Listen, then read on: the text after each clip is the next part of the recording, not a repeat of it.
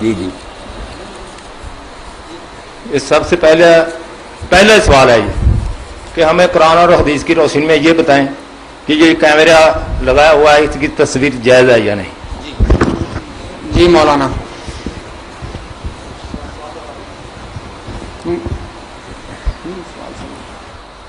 بسم اللہ کو ایسی ہوئی ہے، اللہ میں رحم فرمائے.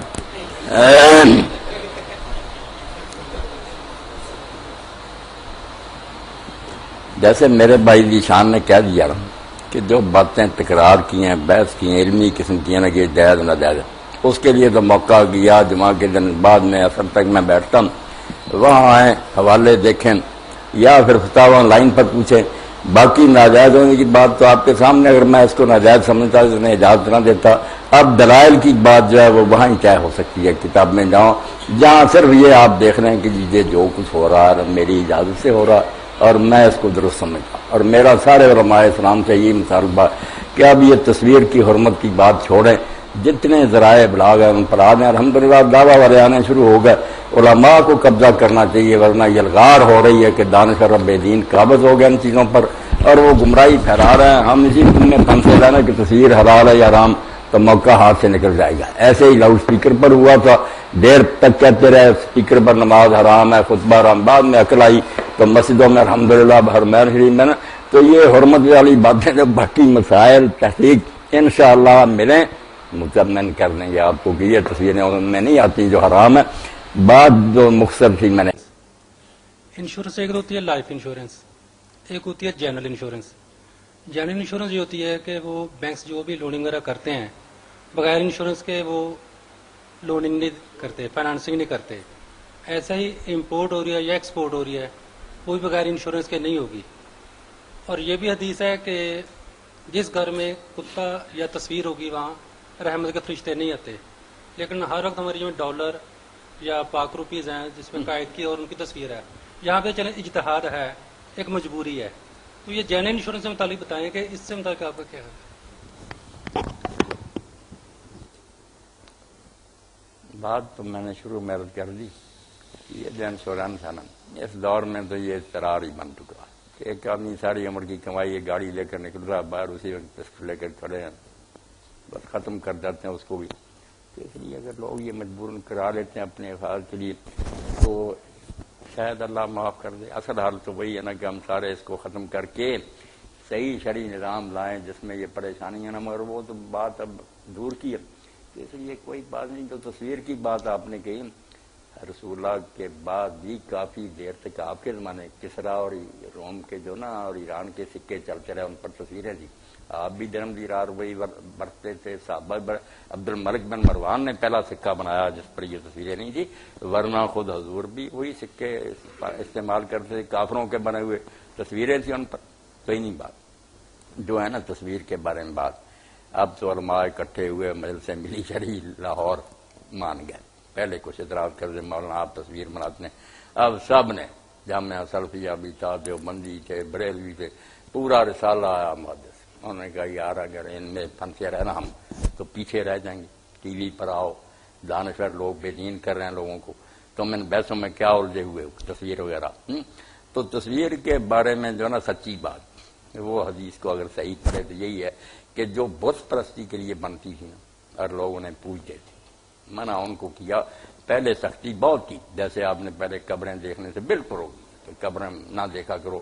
نئے نئے مسلمان ہوئے شرک کر بعد میں کہا اب میں اجازت دیتا ہوں. اسی طرح تصویر کا معاملہ کیونکہ آخر میں جس طرح تصویر ہے یہ بھی تو حضور نے فرمایا اس سے جان چھڑاتے اللہ رقمن فی ثواب کہ کپڑے میں بنی ہوئی جاندار کی تصویر کوئی حرج. صحیح بخاری. اسی طرح رسول اللہ آئے تبوک سے، پردہ ہٹ گیا، تاک میں پڑا، آپ نے دیکھا کہ وہاں کھلونے پڑے بالکل جانداروں کی بنی ہوئی سارے، اور ایک گھوڑا بھی ہے جس پر ہے. تو آپ نے پوچھا ایسا کیا؟ کہا یا رسول اللہ گڑیا ہیں یہ اور یہ گھوڑا. آپ نے گھوڑوں کے پر ہوتے ہیں. تو انہوں نے سنی سنائی بات کہی کہ آپ کو نہیں پتا، آپ نے نہیں سنا کہ سلیمان علیہ السلام کے گھوڑوں کے پر تھے. تو حضور مسکرا کر چپ کر. تو بعد میں نرمی ہو گئی، وہ سختی نہیں رہی. اب صرف وہ تصویریں حرام ہیں جن کو لوگ پوجا کے لیے استعمال کریں. کوئی اپنے گھروں میں رکھتا ہے، کوئی دکانوں پر کہ برکت ہوگی. میرے حضرت صاحب یہ شرکی عقیدہ یا بے حیائی کی ہے اور یعنی ہے، بہت فحاشی کی باتیں ہیں. باقی کوئی بات نہیں. حضرت قاسم ابن محمد حضرت عائشہ کے شاگرد ہیں، بتیجے ہیں، مدینے کے ساتھیوں میں لوگ ان کے گھر میں گئے تو حجلہ عروسی، جس طرح ہم شب عروسی دلہن کے لیے بناتے ہیں نا، اس طرح تھا. اس میں پرندوں کی ٹکڑوں اور کئی جو جانور تھے ان کی تصویریں. تو لوگوں نے پوچھا، انہوں نے کہا یار اسی حدیث میں تو آتا کپڑے میں بنی گئی ٹھیک. تو کئی لوگ اپنی طرف سے بھی جب دین کی انٹرپریٹیشن کرتے ہیں تو کام ہوتا خراب. بات کو صحیح رکھنا چاہیے. کتا بھی دیکھیں نا، کتا ساتھ ہی ذکر، مگر 3 کتوں کی اجازت بھی دی ہے. یہ شکار کے لیے، گھر کی رکھوالی کے لیے، کھیتی کی حفاظت کے لیے رکھتا، پھر کوئی بات نہیں، پھر فرشتے آتے ہیں. یہ اسی حدیث میں الحمدللہ رب العالمین والصلاة والسلام علی رسولہ الکریم وعلی آلہ وصحبہ اجمعین. اما بعد، واجب الاحترام سامعین کرام، خالد صاحب نے قرآن و سنت کی نشر و اشاعت کا جو ذکر کیا، آپ سب حضرات متعارف ہیں کہ دین میں اس کے لیے اصطلاح تبلیغ کی ہے.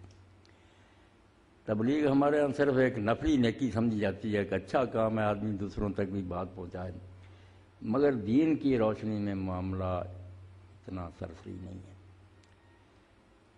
تبلیغ دین جو ہے اتنا اہم معاملہ ہے کہ آخرت کی عدالت جو ہے اس میں مواخذہ کا انحصار صرف اس پر ہے کہ انبیاء علیہ السلام نے بات لوگوں تک پہنچائی ہے یا نہیں. اگر اللہ کے رسولوں کی طرف سے معاذ اللہ یہ کوتاہی رہ جاتی کہ وہ کوئی بات لوگوں تک نہ پہنچا سکتے تو انبیاء مجرموں کے معاذ اللہ کٹہرے میں کھڑے ہوتے، لوگ بری ہوتے. اب رسالت مآب علیہ السلام کے بعد چونکہ سلسلہ نبوت ختم ہو چکا، اس لیے میں اور آپ سارے جو ہیں نا اس فریضہ کے مکلف ہیں جو انبیاء علیہ السلام کے ذمہ تھا. یہ نفلی نیکی نہیں بلکہ ساری نیکیوں کی جڑ ہے کہ ہم قرآن و سنت کو اور اللہ کے رسول کے پیغام کو لوگوں تک کنوے کرتے ہیں. اس میں ہماری کوتاہی ہو گئی تو نماز و روزہ کی کثرت ہماری جان نہیں بخشوا سکے گی. اسی لیے علامہ اقبال رحمۃ اللہ علیہ فرماتے ہیں، تا نہ خیزت بانگ حق ازال میں گر مسلمانی نے آسائیدہ. جب تک پوری دنیا میں دین حق کا غلبہ نہیں ہو جاتا، اگر مسلم ہو تم لوگ تو ایک دم کے لیے آرام نہیں کر سکتے. ہمیں نہیں چھٹی.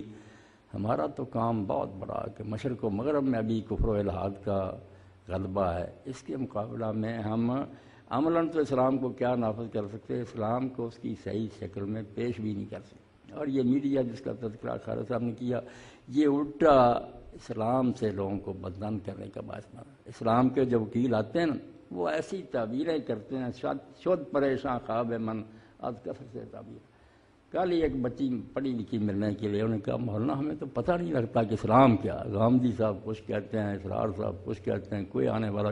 تو اسلام بھی نہ لوگوں کی نگاہوں میں بالکل ایک مشتبہ شے ہو گئی. ان حالات میں یہ قدم جو آپ لوگوں نے اٹھایا، اس کو نفلی نیکی نہ سمجھیں، یہ فرائض کا بھی سرے کا مسئلہ ہے کہ امت مسلمہ کتاب و سنت کو اپنی اصل شکل میں پوری دنیا کے سامنے لائے، ہر زبان میں لائے، ہر طریقہ سے لائے، ممبر و محراب سے ہو یا میڈیا سے.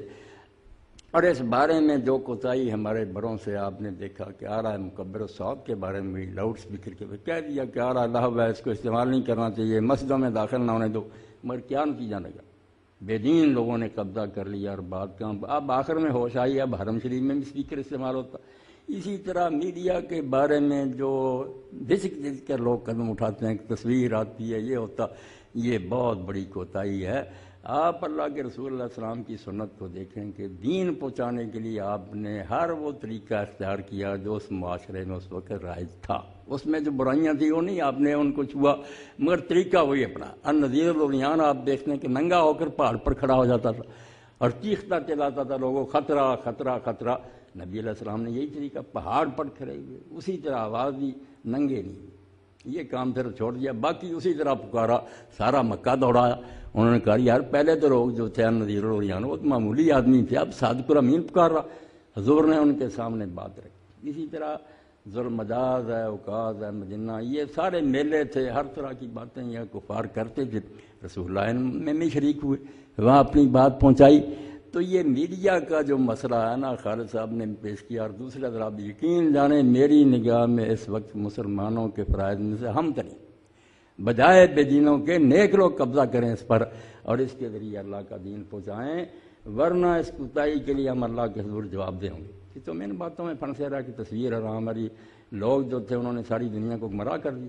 تو اس وقت ان چیزوں میں پوری طرح حصہ لینا چاہیے۔ آپ اگر ترکی کی تاریخ سے واقعی ہے، جدید جو ترکی ہے سیکولر ہو گیا، اب سلطان نے اس وقت چاہا کہ یورپ جو ہے یہ جدید اسلحہ کی وجہ سے چھاتا ڈالا، ترکی مرد بیمار ہو گیا، اس کے لیے ہمیں جدید جو ہے نا اسلحہ خریدنا چاہیے۔ فوج کو جدید طریقے سے مرد علماء نے ہدایت نکالی کہ نہیں یہ بدعت ہے، دین میں یہ نئی وردی ٹھیک نہیں، انہوں نے پھر دین سے جان ہی چھڑا لی کہ ایسا دین جو ہمیں برباد ہی کر رہا کیا پھیلا۔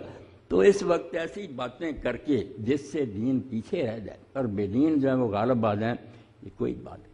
اور ایک بات جو لوگوں کے سامنے رکاوٹ بنتی ہے کہ یہ بدعت ہے، اب کتنی غلط اصطلاح استعمال ہوتی ہے کہ بدعت کا تعلق صرف ان امور سے ہے جو مقاصد سے تعلق رہا ہے۔ کوئی بات ہی دین میں نہیں کریں جو دین میں بیان ہی نہیں، وہ کہہ کہ میں نے یہ رائج کرنی ہو عبادات سے متعلق، وہ بدعت۔ وسائل میں بدعت کا کوئی دخل نہیں۔ وسائل جو ہے نا کہ مکہ جانا مقصد ہے، وہ ہمیشہ سے حج ایک ہی، مگر اس کے لیے پیدل جاتے تھے، اونٹوں پر جاتے تھے، بسوں میں جائیں، ہوائی جہازوں میں، دین کو اس سے کیا تعلق؟ مقاصد میں ہم نہیں کوئی نئی بات اضافہ کر رہے، وسائل تو نئے سے نئے پیدا ہوں۔ جنگ لڑنے کے لیے اب ٹینک نکلا ہے، جہاز ہیں، ساری چیزیں دین ہی دین، بشرطے کہ مقصد نیک ہو۔ اس لیے اگر یہ مقصد ہی آپ کے پیش نظر ہے تو آپ کے جذبات مبارک ہیں، اللہ اس میں آپ کو مزید توفیق دے کہ دین کو پہنچانے کے لیے آپ ساری کوششیں اپنی صرف کریں، تحریر کے ذریعہ ہو، تقریروں کے ذریعہ ہو، میڈیا کے ذریعہ ہو، یہ ذریعہ تو بہت اہمیت اختیار کریں، اس سے پیچھے نہیں ہٹنا چاہیے۔ اور اس میں ساتھ دینا جو ہے نا، اس کو آپ سمجھیں جہاد۔ سورہ الفرقان نازل ہوئی مکہ، وہاں یہ جنگ کو قتال تو نہیں تھا، مگر اس وقت کرتا وجاہدہم بہ جہادا کبیرا، قرآن کے ذریعہ ان کفار سے بہت بڑا جہاد کرا، اس کو پہنچاؤ ان تک۔ اس لیے دین اثر شکل میں ہم لوگوں تک پہنچائیں اور اس کو ان کو سکھا دیں، بہت بڑا جہاد۔ اور باقی جہاد جو نا قتال وغیرہ اور سارے وہ پھر اس سے ہی پھوٹتے ہیں، پہلے دین کی سمجھ ہوگی تو پھر یہ نا، ورنہ سارے کام غلط ہو جائیں گے۔ اس لیے یہ کام جو آپ نے شروع کیا دین کی روشنی میں معمولی بات نہیں۔ میں صرف علامہ اقبال کے اشعار اپنی اور آپ کی یاد دہانی کی عرض کروں گا۔ لرزمت شرمیں تیوں روز شمار، کیسا خطرناک وقت ہوگا، اللہ کرسی عدالت پر ہوگا، رسول اللہ کھڑے ہوں گے، ہم امت پیش ہوں گے، تو فرماتے ہیں لرزمت شرمیں تیوں روز شمار، حساب کے دینا ہے مسلمان، جو شرمندگی اور ندامت تجھے ہوگی اس کا احساس کر کے میں کام جاتا ہوں۔ لرزمت شرمیں تیوں روز شمار، پرصدتاں آبروئے روز کا، ساری کائنات کا فخر اور اللہ کی ساری مخلوق میں سے اعلیٰ ترین ہے۔ اللہ کے رسول نے جب پوچھا تو اس سے مسلمان سے، حرف حق کا حضرت من بردائی، اللہ کا کلام تم نے مجھ سے وصول کر لیا تھا اور میں نے عرفات میں پوچھ لیا تھا کہ میں نے دین پہنچا دیا، اور تم نے لاکھوں کے مجمع میں کہا کہ ہاں اللہ کے رسول حق ادا کر دیا۔ حرف حق کا حضرت من بردائی، بس تیرا آبادی گرانا سوڑ، وہ کلام مجھ سے لے لیا اور کیوں دوسروں تک نہیں پہنچا؟ اتنی مخلوق جہنم میں گئی، کون ذمہ دار ہے؟ تم اگر یہ کام کرتے تو ان میں سے کتنے نجات پا جاتے؟ اس وقت لستا منی گویدت مولا ما، جب ہمارے آقا نے کہہ دیا تو میرا تو تم سے کوئی تعلق نہیں، اگر میری امت ہوتے تو میری میراث کی حفاظت نہ کرتے، جو ترکہ میں دے گیا تھا جائیداد اس کو بچاتے نہ تو وائے ماں بر اے وائے ماں اے وائے، تو ہماری ہلاکت اور تباہی کے سوا ہمارے پلے کیا پڑے گی، کیا منہ دکھائیں گے؟ اس لیے اس کو آپ بالکل نہ سمجھیں کہ یہ کوئی کاروبار ہے یا کوئی پیشہ ہے، اگر ایسی کوئی چیز ذہن میں وہ بھی خالد صاحب بھی خرچ لیں تو یہ کوئی کمرشل معاملہ، یہ اللہ کے رسول کا کام تو آپ کا مشن، اس کی توسیع ہے، اس کو آگے پھیلانا، اور سارے فرائض سے آپ اس کو مقدم جائیں۔ باقی باتوں میں کچھ کوتاہی رہ دے، مگر آپ جہاں بیٹھے جس محفل میں شریک ہوں، حضرت یوسف علیہ السلام جیسا انداز اپنائے کہ پوچھا تو قیدیوں نے یہ تھا کہ ہم نے یہ خواب دیکھا، آپ اس کی کتاب، مگر لگن تھی نا کہ دین پہنچانا۔ آپ نے کیسے بات کو اس طرح موڑ لیا کہ بھائی میں بات آپ کو بتا دوں گا خواب کی تعبیر کھانا آنے سے پہلے، مگر یہ علم تمہیں پتا مجھے کس نے سکھایا؟ اللہ کی طرف لے گا، اپنے آباء و اجداد کا تعارف کرایا کہ میرے باپ دادے کیسے پیغمبر گزرے، توحید کا آواز کیا۔ جب دل کو لگ جائے نا بات، بے شک خبروں پر تبصرہ ہو رہا ہو، شادی کی محفل ہو، آپ کے اندر اتنی صلاحیت دانائی ہونی چاہیے کہ لوگوں کو محسوس بھی نہ ہونے دیں آپ کہ یہ ہمیں کچھ سبق پڑھانے لگیں، ان کی باتوں میں لگ کر نہ بات کو اس طرح موڑو کہ وہ سمجھے وہی سلسلہ چل رہا، مگر دین کے ساتھ وہ بات جڑ گئی۔ اس کے لیے انتہائی لگن اور شغف کی ضرورت ہے۔ جب دل میں یہ بات بیٹھ جائے گی نا کہ اللہ کے رسول علیہ السلام جو ہمیں دے گئے یہ ہر بندے تک پہنچانا ہمارا کام ہے۔ اس لیے یہ جو ہے نا میڈیا عبادت سمجھ کر آپ اس سے تعاون کریں، دام میں در میں سخن جو بھی ساتھ دے سکتا وہ سمجھے کہ یہ جہاد فی سبیل اللہ۔ میری ایک پائی بھی جیسے فرمایا اللہ کے راستے میں 1 درہم خرچ کرو 700 گنا اللہ جلے، یہ سمجھ کر ان میں حصے لو اور اپنے دلوں میں بٹھاؤ کہ جب ہم رسالت مآب علیہ السلام کی بارگاہ میں حاضر ہوں قیامت کا دن حضور یہ کہہ سکیں کہ بیٹا واقعی تم نے میرے بعد میرے دین کی حفاظت کے لیے دن رات ایک کر لیا، شاباش سفارش فرمائے۔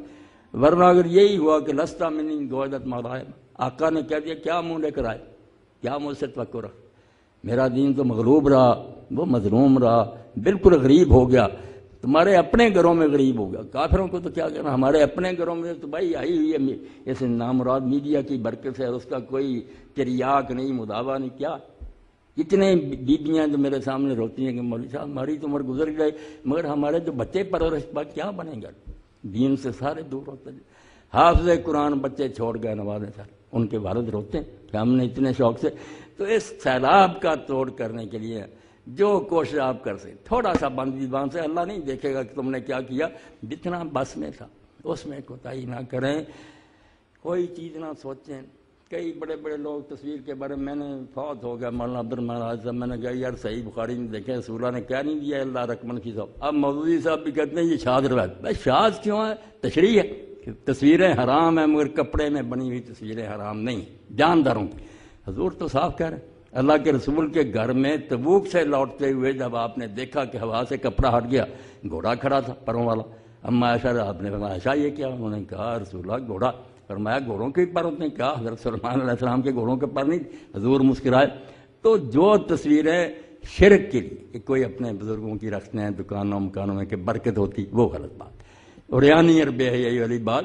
اور دین کو پھیلانے کے لیے آپ جو کریں گے مطمئن کریں ہو کر کریں، نہ یہ بدعت ہے نہ کوئی ناجائز ہے، عین جہاد ہے، ساتھ دیں۔